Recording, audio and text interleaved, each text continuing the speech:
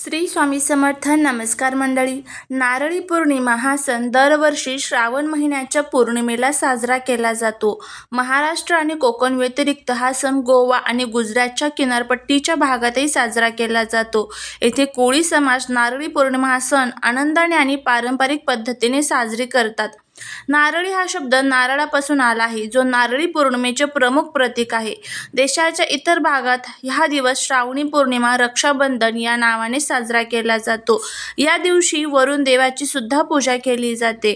तर नारळी पौर्णिमा ही 19 ऑगस्टला आहे. म्हणजेच कधी तर येत्या सोमवारी. या दिवशी जवळजवळ आपल्याला असं सुद्धा म्हणता येईल की दुग्ध शर्करा योगच तयार झालेला आहे. कशा पद्धतीने तर श्रावणातील तिसरा श्रावणी सोमवार, त्याच्यानंतर नारळी पौर्णिमा, रक्षाबंधन हे सर्व सण जे आहेत तर ते एकाच दिवशी आल्यामुळे हा दिवस अत्यंत महत्त्वाचा मानला जात आहे. या दिवशी आपल्याला आपल्या घरामध्ये भगवान विष्णू आणि माता लक्ष्मीचं पूजन करायचं आहे. कारण पौर्णिमा ही जी तिथी असते तर ती माता लक्ष्मीला समर्पित असते.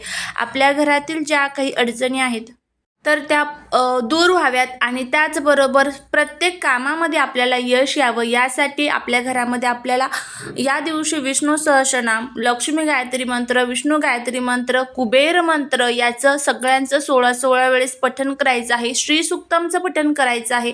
त्याचबरोबर श्रीयंत्र असेल तर त्यावरती तुम्हाला कुंकुमार्चन करायचं आहे.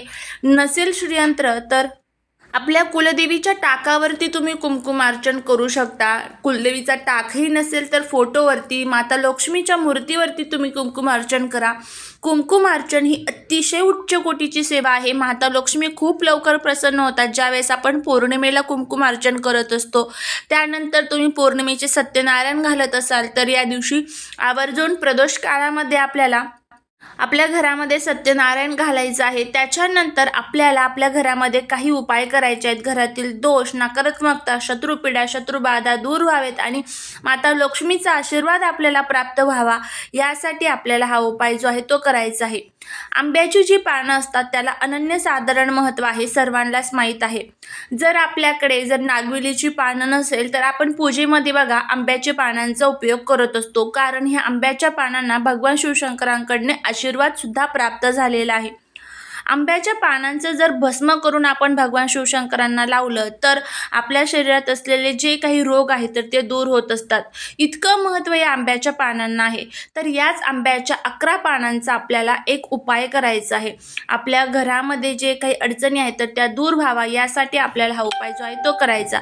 हा उपाय आपल्याला सकाळीच करायचा. यासाठी आपल्याला आपला जो मुख्य दरवाजा आहे तर तो अगदी स्वच्छपणे पुसून व्यवस्थित घ्यायचा आहे. बाहेर माता लक्ष्मीच्या पावलांची रांगोळी काढायची.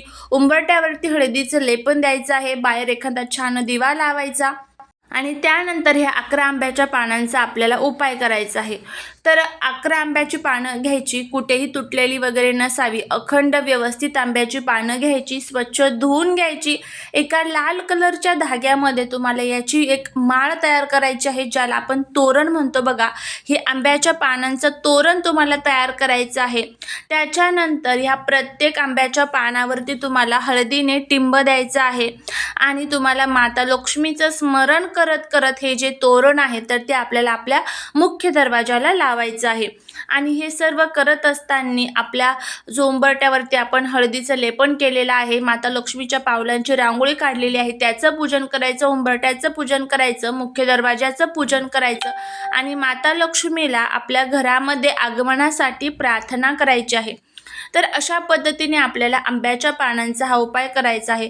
आंब्याच्या पानांनी जर आपण आपला मुख्य दरवाजा सजवला तर माता लक्ष्मी आपल्या घरामध्ये खूप लवकर प्रवेश करत असतात. लक्ष्मी प्राप्तीतील जे काही अडचणी आहेत तर त्या दूर होतात आणि अखंड घरामध्ये लक्ष्मीचा निवास राहतो. तर असा हा अगदी साधा आणि सोपा उपाय करून बघा. नक्कीच तुम्हाला याचा फायदा होईल. जे काही संकट आहेत, दुःख आहेत, अडचणी आहेत तर तेही दूर होतील. फक्त एक गोष्ट लक्षात ठेवा की ज्यावेळेस तुम्ही नारळी पौर्णिमेच्या दिवशी हा आंब्याच्या पानांचा उपाय कराल, ही माळ लावाल, त्याच्यानंतर दुसऱ्या दिवशी ते लगेच काढून टाकायची. कारण ज्यावेळेस पानं सुकतात तर त्यावेळेस त्यामध्ये नकारात्मकता प्रवेश करत असते. त्यामुळे पानं सुकण्याच्या अगोदरच ती जी माळ आहे तर ती काढून टाकायची. तर अशा पद्धतीने आपल्याला हा जो उपाय आहे तो करायचा आहे तर नक्की करा. नक्कीच तुम्हाला त्याचा फायदा होईल. झालेली सेवा ही महाराजांच्या चरणी रुजू करते. व्हिडिओ जर आवडला असेल तर लाईक, शेअर आणि सबस्क्राईब करायला विसरू नका. श्री स्वामी समर्थ.